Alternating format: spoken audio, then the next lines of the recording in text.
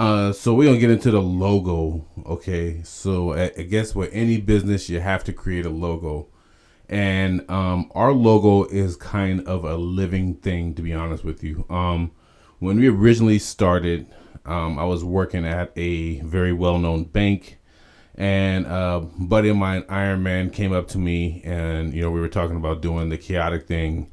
And this was a spinoff from Crazed Entertainment, which was our original record label. But I was telling him I was going to do a clothing line called KayATick as a spinoff to the merch from Crazed Entertainment. And but I had kind of gave up on the Crazed Entertainment thing. I was kind of just doing the work thing. And he's like, "Well, let's do that. Let's run with the KayATick." So I kind of started bouncing ideas off of him, and we went to a graphic designer. And the graphic designer, I think it was maybe $100, and he gave us 10 different designs. We had to pick one. He finalized it, sent us all the information over. You know what I'm saying? And that was the first logo, and it was dope. That's kind of like the OG. You see everything logo on it. But then it started to kind of evolve a little bit.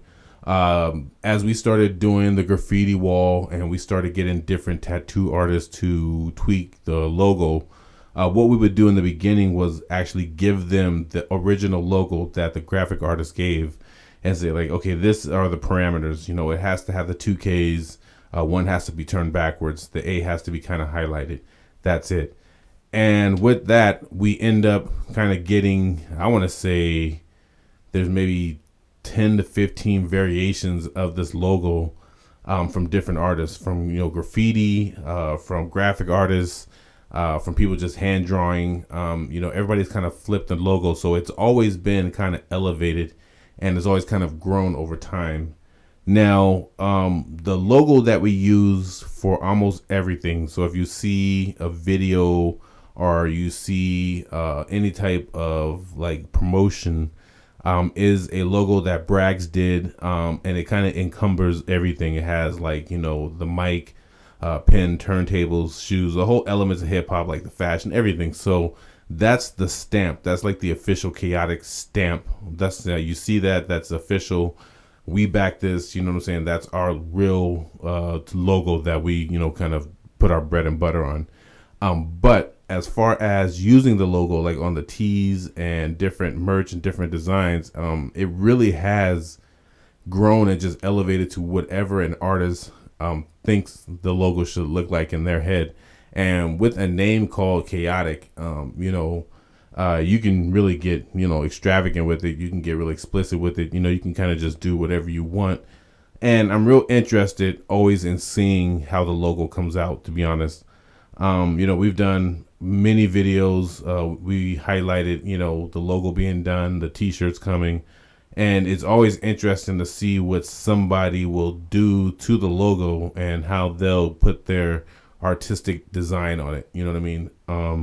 And each one always holds like a special, like kind of a place. Like it always takes me back to recording that particular video or seeing the artist come up with that particular design. So every time I rock a shirt or rock anything with any of the logos on there, it always just brings me back to that kind of that time and period when we created it. And it all ties into kind of the YouTube channel because you can track every logo that we've done on our channel. For the most part, you can pretty much track everything that's happened in KayATick on the YouTube.